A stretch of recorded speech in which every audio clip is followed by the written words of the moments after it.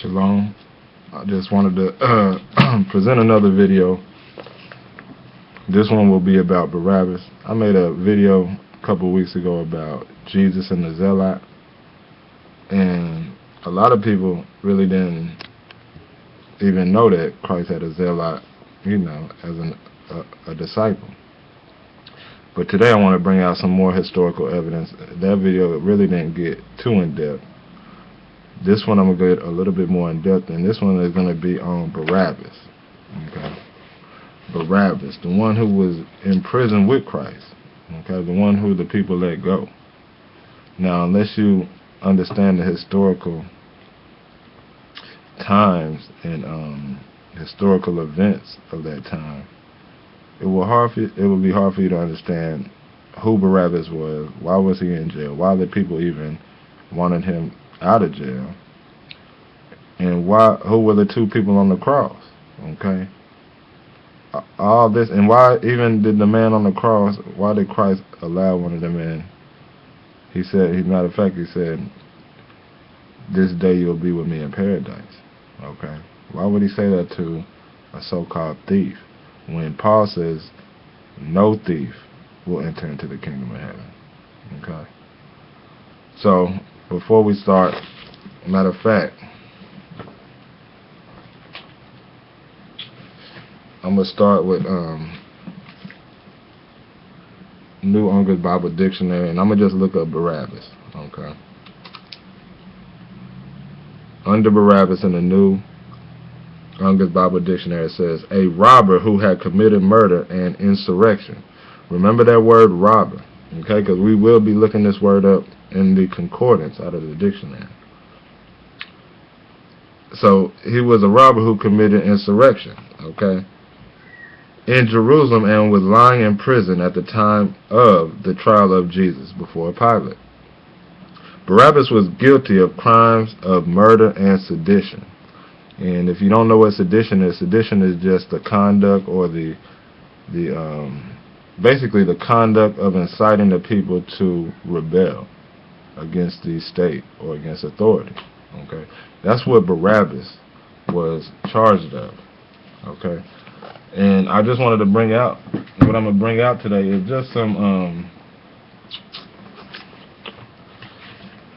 just to look at Barabbas, okay, in the historical sense, and understand who he was, and understand he was just like any freedom fighter of today. Well, not of today, we don't have any today, but of a half century ago. Okay, what do I mean by that? Well, let's where did my Bible go? Alright, anyway, before we get to the Bible, what I'm gonna read, because what I understand was, like I said, Barabbas to be a freedom fighter. Okay, now if anybody know who Che Guevara is, Che Guevara is the face of revolution in the 21st century. You can see his picture on the face of t-shirts where he got a beret on, and he's a Hispanic guy. But what he did was, matter of fact, his first revolution, he helped Fidel Castro, okay, take over Cuba from imperialist oppressors. Okay, and what they did was they went in with guns and killed off their oppressors. Well, it didn't go that way, but they did, have shootouts with the oppressor, and eventually took over in the long run. Okay, but who am I to condemn that man for trying to eliminate evil by the force of the gun, even though I know that's not the correct way? Who am I to condemn him in his love for justice, truth, and righteousness, because he went about it that way? Okay, because what we'll read is this group called the Zealots, who I understand Barabbas to be a part of. They also went to seek justice by the way of the sword. Okay, just as what we'll read somebody in the Old Testament did, and the Most High saw it to be a righteous act. Okay, so during these times in Christ, most people would have sought these actions by Barabbas, those two thieves on the cross, and others, freedom fighters at that time, to be acts of God, because they are fighting for the Most High and His laws and His justice. Okay, but right now, I'm going to read out of this book. It's the Reader's Digest in the times of Jesus. Okay, Jesus and his time. And I'm going to start on page 205 under the title, The Fourth Philosophy. Okay, because if you ever read Josephus, you read about the fourth philosophy, and it ties into the Zealots. But let me read. It says, spurred by the Roman census, okay? And you can read about the Roman census in Luke, I believe Luke 3. But it's Luke 1, 2, or 3 where it says that Quirinius took a census of the people, okay, during Jesus' birth, okay? It says, spurred by the Roman census, Judas joined with a Pharisee named Zadok to form a group that Josephus calls the Fourth Philosophy. So this guy Judas formed with another guy named Zadok, okay, during the census time. And we will read that out of the Bible. Josephus reports, they have a passion for liberty that is almost unconquerable. So these two brothers formed a revolutionary group for freedom, okay, that was almost unconquerable, since they are convinced that God alone is their leader and master. Today the term zealot is commonly applied to all Jewish rebels of the period. But there were actually many different groups. So during that time, this writer is saying there was many different groups, but zealot is just the term used to paint most of them. Okay? Their roots, meaning the zealots' roots, like those of rival rebel movements, reach back to Judas and his followers. Remember that name Judas, because we're going to search Judas out in the Bible. Okay, both Judas and Zadok were teachers of Torah as well as popular leaders. They developed the rationale for resistance to the Romans that came to be shared by most of the Jewish revolutionary groups at that time. So we see again, these brothers was revolutionaries, okay?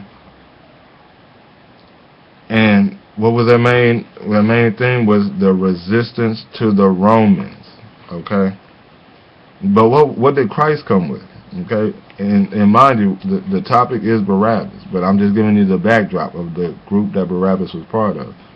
Barabbas was a part of a group who their thought process was the resistance to the Romans, okay, by force.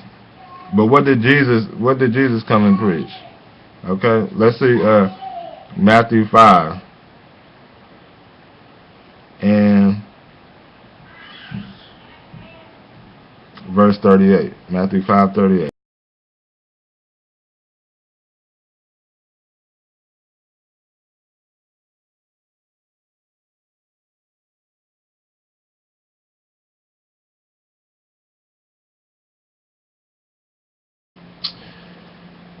Ye have heard that it had been said, an eye for an eye, tooth for a tooth. Okay, now the zealots would go out, eye for an eye, tooth for a tooth. But the revolution of Christ was a bit different. Okay, he switched it up on them, because as long as you, the main reason they were actually occupied in the first place was because of their sins. Okay, so even though you're gonna fight with evil, or he wouldn't call it evil, he just said resist not evil, meaning with force. Okay, so what they were doing was resisting the evil. So if they were to overtake it, they would still be dwelling in their sins, which would eventually get them oppressed back again anyway. Okay, so Christ came with the reason all this stuff is happening in the first place, in the real revolution. He said, but I say unto you that you resist not evil. Okay, if a man smite you on the right cheek, turn to him also the other. So what he is saying right here, don't resist evil. Okay, and not that you allow evil. This is not what he's saying, but he's saying don't resist evil by force, which was going on in this time. Okay, and we'll touch up more on that in a second. But let me continue in this book about the group that Barabbas was a part of, because the whole rundown is to get to the understanding of who Barabbas is. Okay, according to them, meaning the zealots, paying taxes to Rome was slavery to foreign overlords. Okay.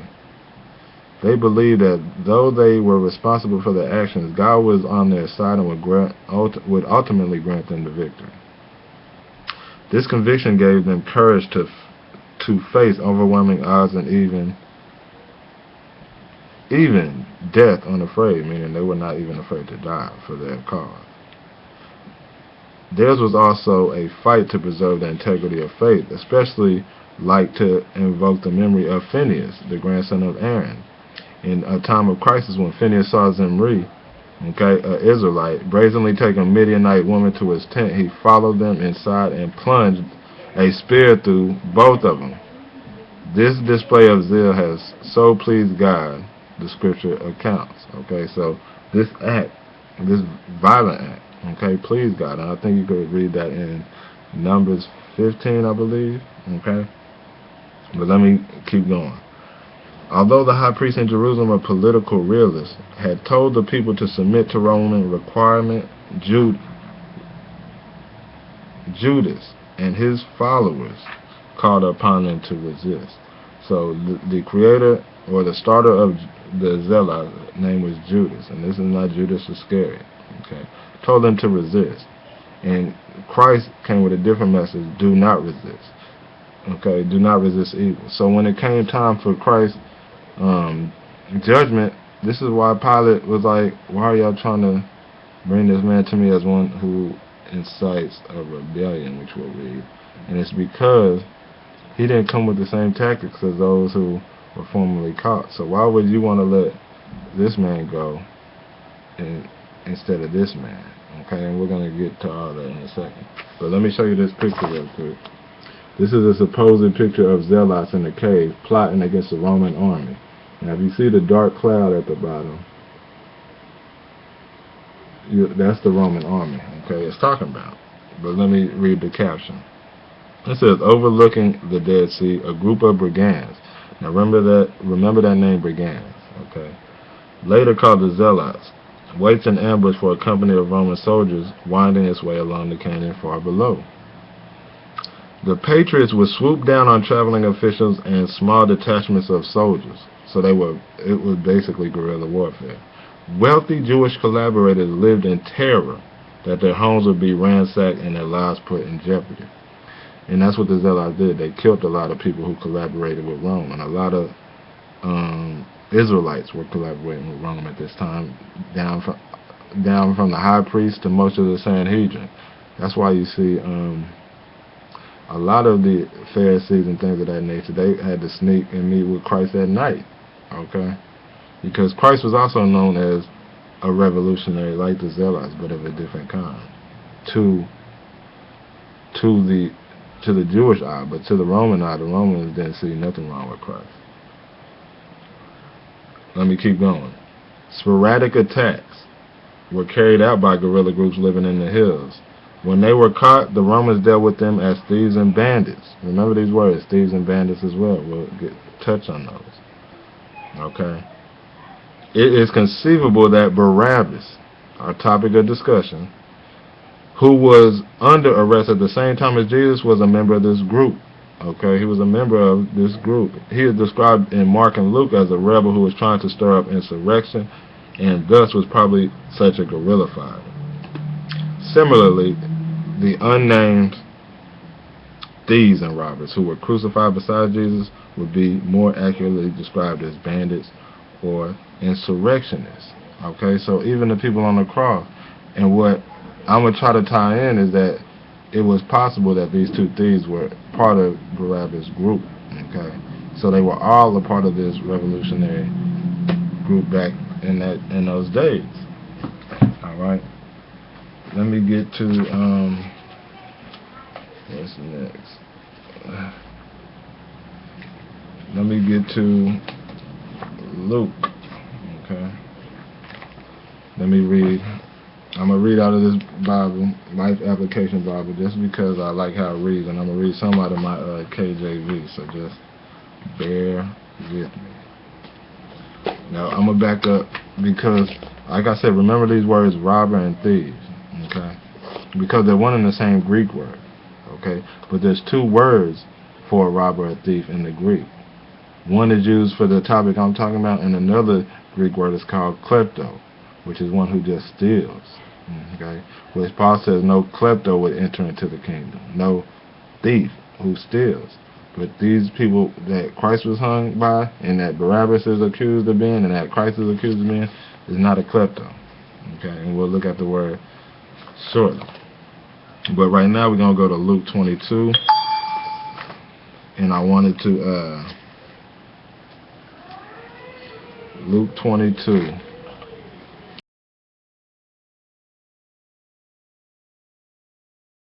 Alright, Luke 22 and 47. Okay. And then I'm going to skip. While he was still speaking, a crowd came up, and a man who was called Judas, one of the 12, was leading them. He approached Jesus to kiss him, but Jesus asked him, Judas, are you betraying the Son of Man with a kiss? I'm going to hop down to verse 51. But Jesus answered, no more of this. And this is after Peter done sliced the man's ear off. And he touched the man's ear and healed him. Then Jesus said to the chief priests, the officers of the temple guard, and the elders who had come for him, am I leading a rebellion that you have come with swords and clubs? So Christ asked him, am I leading a rebellion that you have came up against me? But lo and behold, he was of a certain kind, but there were so many rebellions and uprising groups at that time that the Romans were crucifying.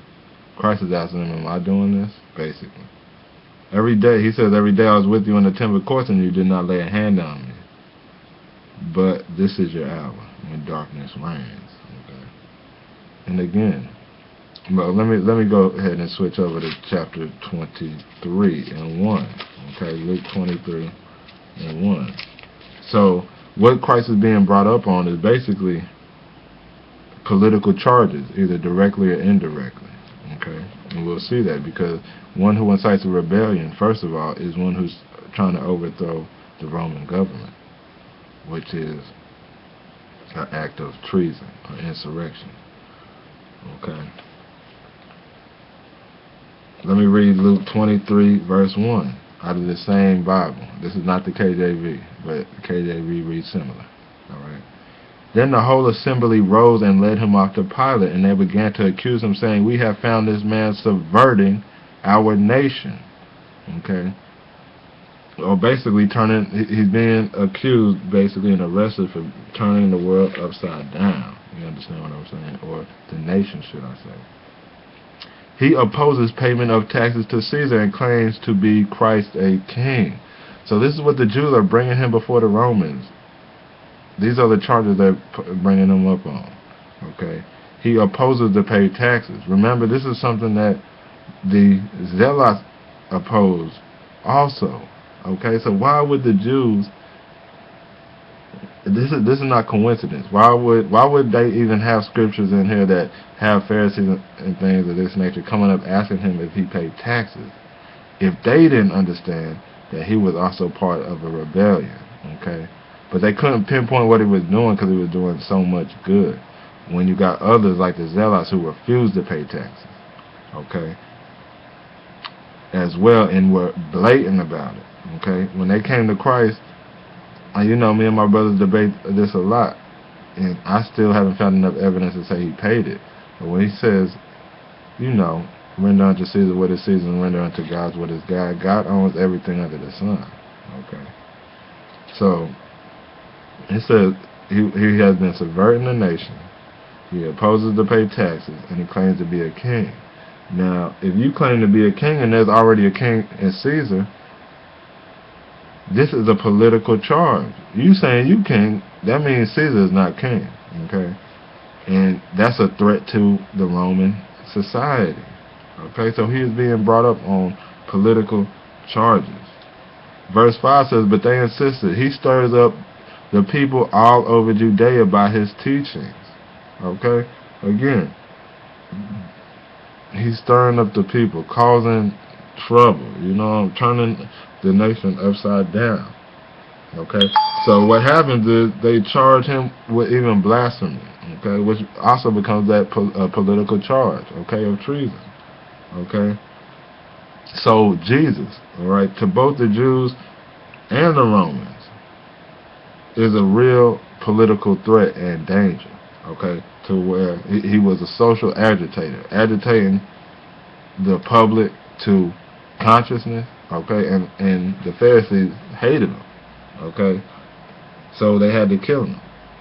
Okay, so they eventually imprisoned Jesus, and we're gonna hop down to verse 13. I got everything, I got everything. I cannot complain, I cannot, even though they want me dead on the spot. Thanks a lot. My bad. Alright. So anyway, they, where was I at? Okay. They imprisoned Christ, and he is imprisoned with Barabbas, who represents a different but equally political fight. Okay, Barabbas and Jesus are both political fighters. Okay, and revolutionary threats. Okay, but Jesus poses a different threat.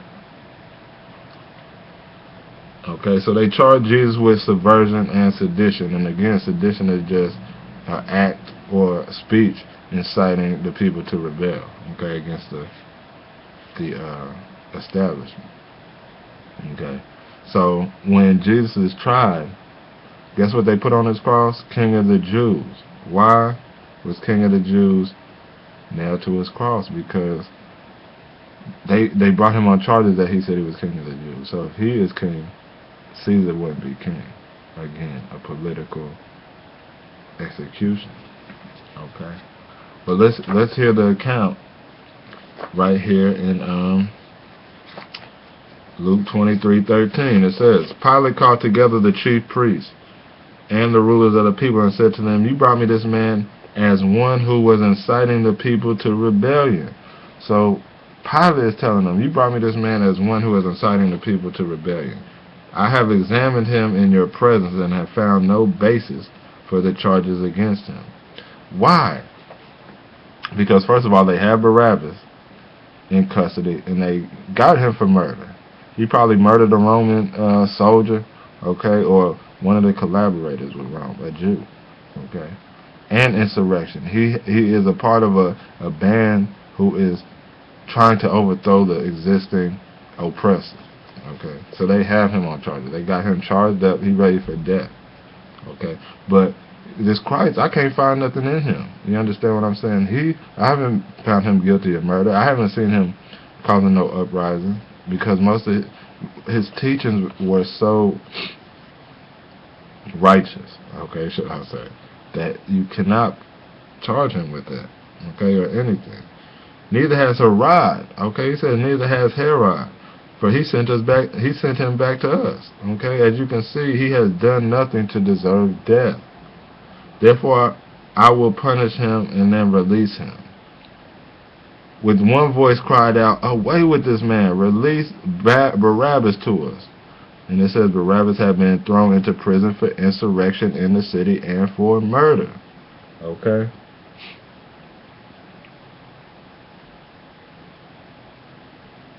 So in verse 25 it says, he released a man who had been thrown into prison for insurrection and murder, the one they asked for, and surrendered Jesus to their will. So the people wanted Barabbas. Why would they have wanted Barabbas? Okay? Why? Let me just read real quick. Let me read this footnote, because this footnote is pretty good. It says, Barabbas had been a part of a rebellion against the Roman government. As a political insurgent, he was no doubt a hero among some of the Jews. Okay, how ironic is it that Barabbas, who was released, was guilty of the very crime Jesus was accused. Okay, so again, Barabbas was a hero among the people.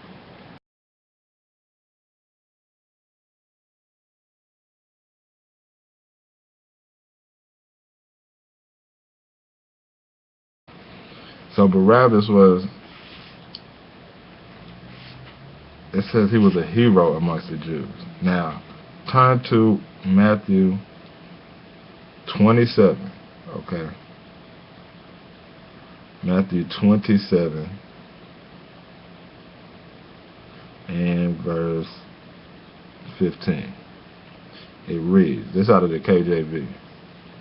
Now at the feast the governor was wont to release unto the people a prisoner whom they would. And they had then a notable prisoner called Barabbas. So Matthew says he was a notable, meaning he was somebody who the crowd knew, okay, and possibly liked because of his zeal to fight for the freedom, the rights of the Most High, okay, and was willing to die and was willing to kill for that, okay. And this was Barabbas. This is why he was notable. He wasn't just some man, somebody who murdered. This man was murdering people who was oppressing the people. Your sort of modern day Robin Hood. Okay. So again, that was Matthew 27:27. Okay.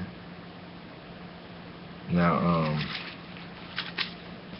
let me read this definition of Barabbas out of the Zondervan Bible Dictionary. Okay. Under Barabbas it reads, listen to this, a criminal chosen by the Jerusalem mob, or basically the Jews who were yelling for Jesus' head, okay, at the instigation of the chief priests in preference to Christ, to be released by Pilate on the feast of Passover. Matthew calls him a notorious prisoner. He was notorious. I mean, that means you're known around the nation for your works. Okay? And the other evangelists say he was arrested with others for robbery, sedition, and murder. Okay? This is out of the Zondervan Bible Dictionary. So again, it says he was arrested with others. Remember, they let Barabbas go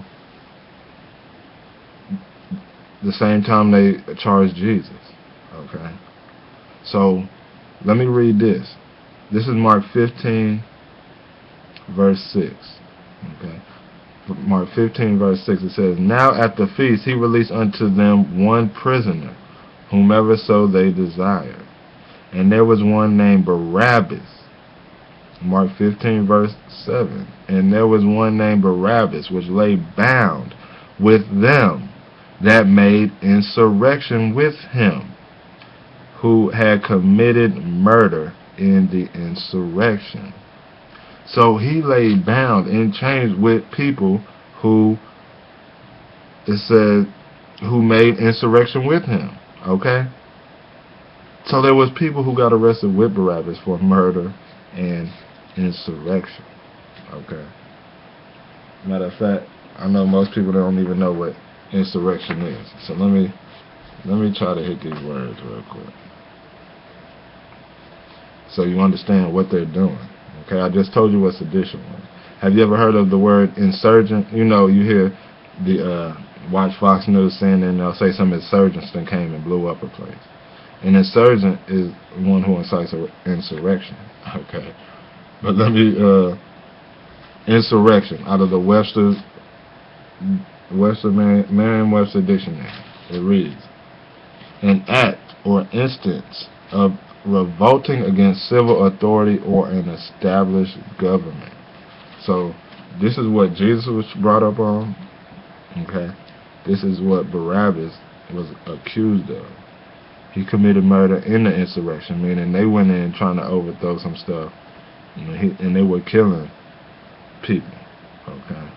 So it says in Mark 15:7 that he was bound with some other people who were with him. Okay. They let him go because he was a known leader of the fight. But some of his brothers were still in prison. Okay. Who do you think some of those thieves were on the cross with Jesus when it said Jesus was between two thieves?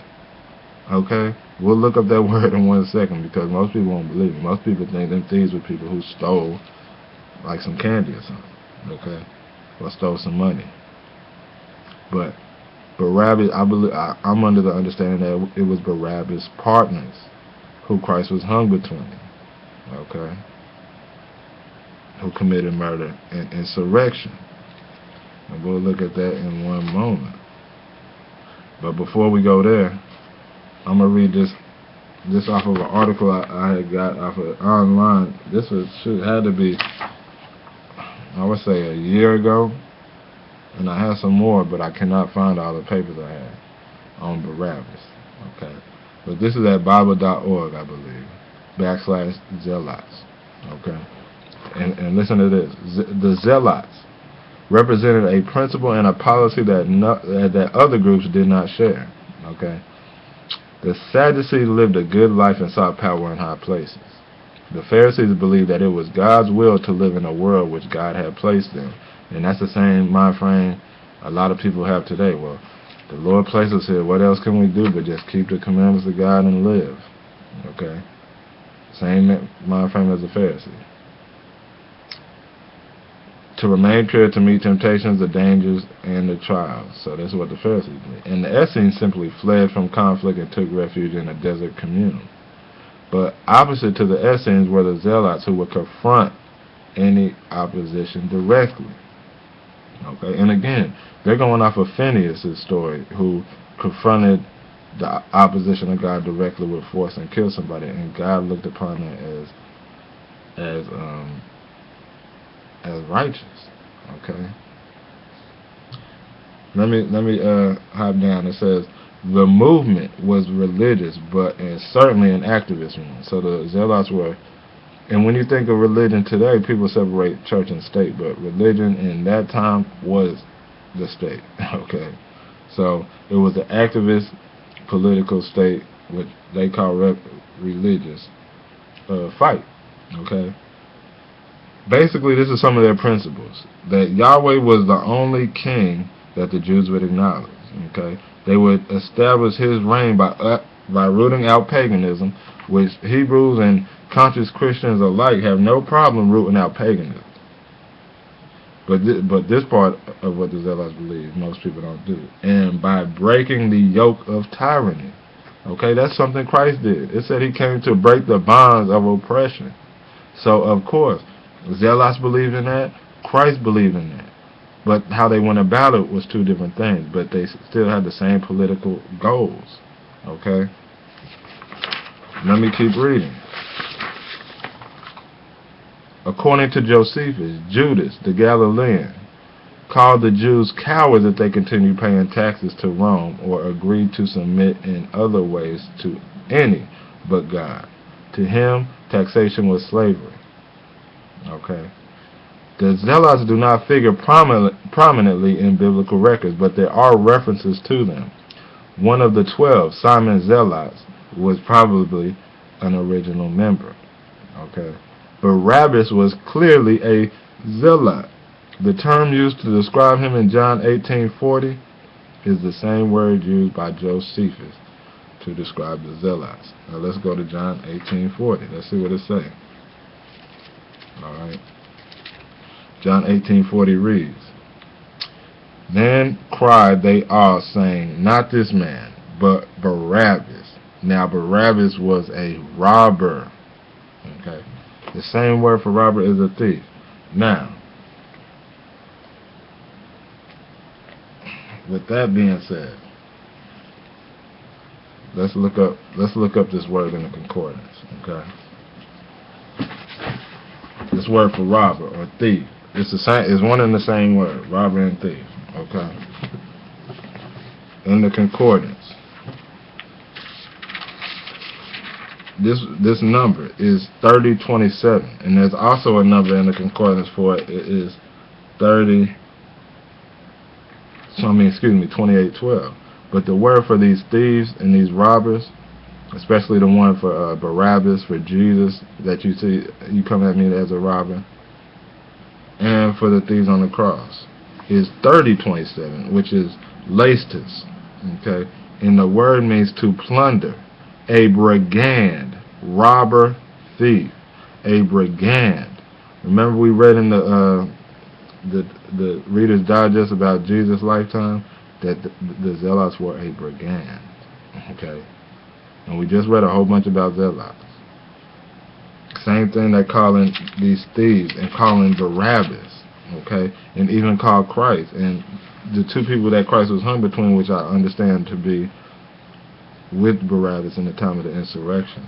Okay, but the other word, let me just mention this other word for a thief, which is 28:12, and this is when Christ says, "I will come as a thief in the night." Okay, he's not talking about the same kind of thief. Or when Paul says, "No thief will enter into the kingdom." This is 28:12. This is klepto or kleptis, a stealer, literally a thief. None of these words are used for these revolutionaries. Okay. None of these words. So we see this word means brigand. But what is a brigand? What is a brigand? Let me look in the same dictionary, because we won't understand what brigand is unless we look. It says brigand, a bandit. Okay? A bandit. But again, what is a bandit? Let me look. A bandit. It says, an outlaw who lives by plunder, a member of a band of marauders, a robber. I got everything, bandit. I got everything. I cannot complain. A robber bandit, okay. So a bandit is an outlaw, one who opposes the established status quo, the structure, the oppressor. All right. So we see that the words for these two thieves, Barabbas, even when they came to get Jesus, Jesus said, "You come at me as one who incites a rebellion," but in the KJV it says, "You come at me as a robber," okay, or one who is a robber. But we understand that robber to be one who is in a brigand or an outlaw, or one who incites the people to rebellion, as Barabbas was. But Christ was the same, but went about his political activities in a righteous way. And the reason he went about it righteous is what we're going to read right here, okay? And then we're going to close out with something. Let me get this. This is in the book Christian Anarchism, a political economy of the gospel, okay, or on the gospel. Now listen to this. This is about a man who caused insurrection as well. His name was Vladimir Lenin. He was a communist Russian leader who was fighting against the imperialists at that time, okay? And listen to what it says in this book. It says, Lenin is alleged by one Christian to have said, "I made a mistake. Without doubt, the oppressed multitude had to be liberated. But our method only provoked further oppression and atrocious massacres." Okay. And this is the same with the Zealots. The Zealots understood that people need to be free, but their fight only provoked more oppression and harder oppression and more atrocious massacre on the people. With the Zealots eventually, if we're just looking at it with the physical eye, are the ones who led to the Roman revolt in 70 AD and a couple years before that, because the Zealots took over the whole land of Egypt around the time of its destruction. Okay, but let me continue to read this. Whether Lenin really did say this, what it suggests is that the true revolution can only come with a new philosophy, a new way of life, and that this alternative can only come by example, not by force. Okay, and this is what Christ came to show, that it can't come by force. It has to come by your example, this true revolution. Okay, in a sense, therefore, the revolutions of the past were simply not revolutionary enough. Okay, so Jesus would have rejected the way Barnabas went about his resurrection, his revolution, not because it was revolutionary, but because it wasn't revolutionary enough. Okay. And what does he mean by that? Just because you go out and by force take over get your country back, y'all minds are still the same, okay? And y'all are going to perpetuate the same sins and things of that nature that got you into the mess in the first place.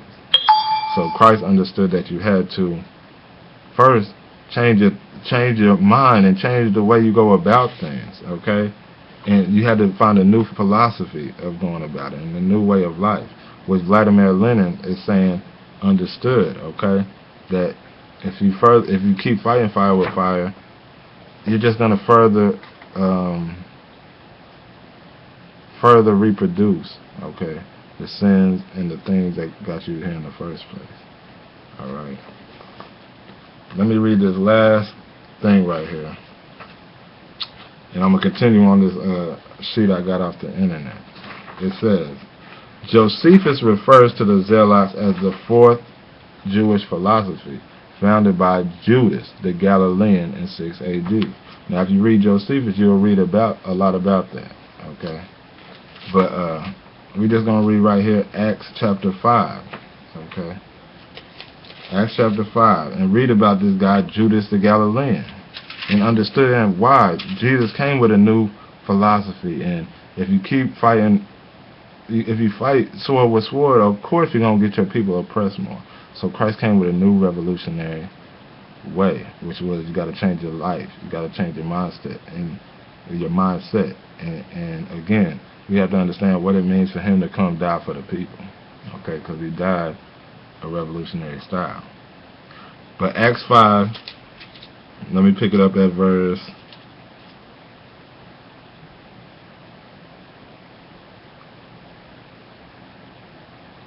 Let me pick it up at verse 35. Matter of fact, 34. No, matter of fact, 33, I'm sorry. Acts 5:33. It says, when they heard this, they were furious. Okay. And this is Peter telling them that, you know, y'all the ones that got Christ sent to basically his death. Okay. So Christ explaining to these Jews, y'all put this man to death in favor of Barabbas. Okay. So when they heard this, they were furious and wanted to put Peter to death. But a Pharisee named Gamaliel, a teacher of the law who was honored by all people, stood up, okay, in the Sanhedrin and ordered that the men be put aside for a little while. And Gamaliel, I believe, is the one who also taught Paul, and why Paul was so skilled in the law. Okay, I believe. It says, then he addressed them, men of Israel, consider carefully what you intend to do to these men. They wanted to stone these men. But this wise teacher, a Pharisee of the law, he said, put them away for a while so you do not hurt them. Let them ride. Okay. And be careful of what you intend to do. Some time ago, Theudius appeared, claiming to be somebody, okay, and about 400 men rallied to him, and he was killed. All his followers were dispersed, and it came to nothing. After him, Judas the Galilean, the same person we've been reading who started the Zealots and the fourth philosophy, okay, Judas the Galilean appeared in the days of the census, okay, and led a band of people in revolt. He was killed too, and all his followers were scattered. Therefore, in the present case, I advise you, leave these men alone. Leave Peter and these apostles alone. Let them go, for if their purpose or activity is of human origin, it will fail. But if it is from God, you will not be able to stop these men. You will only find yourselves fighting against God. Okay? So, the teacher of the law, Gamaliel, said, let these brothers ride, because what they might be doing might be of God. And he compared their fight to the fight of Theudius, or Thaddeus, and Judas the Galilean, who had the Zealots and the fourth philosophy to be fighting, who Barabbas was a part of that crew. Okay, but he said it fell to nothing. Okay. And he said if Christ be of the Most High, it's gonna succeed.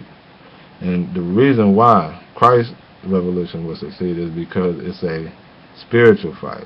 Okay, it's not a physical fight, and it's a spiritual fight that keeps going on to this day. It's a fight that, you know, me and my brothers are a part of, and continue to fight and continue to make people aware so they can continue to fight. And it's not a fight with swords; it's a fight of the spirit, okay, and of wit.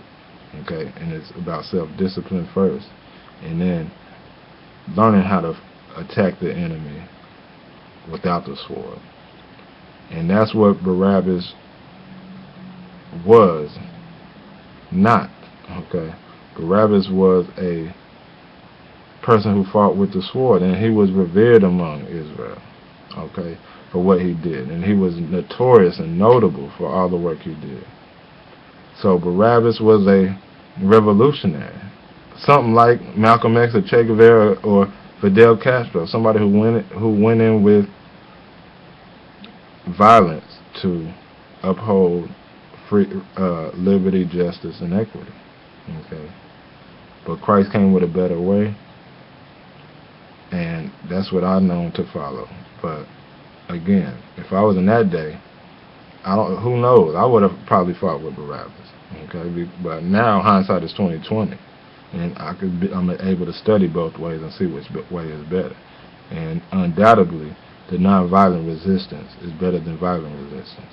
So with that, I hope people learn something. Shalom.